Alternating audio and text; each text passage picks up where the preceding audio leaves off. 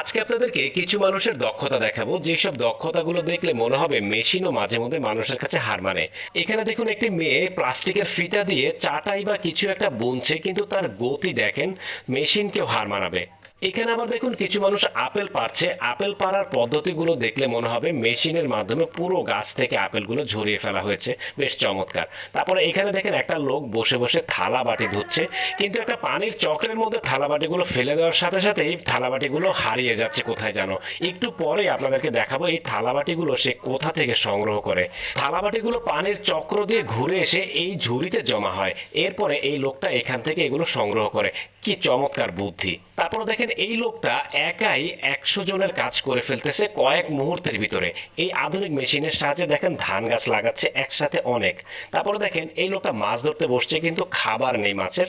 তার জন্য দেখেন এই যে সিগারেটের শোলা কেটে এটাকে একটা বিশেষ ধরনের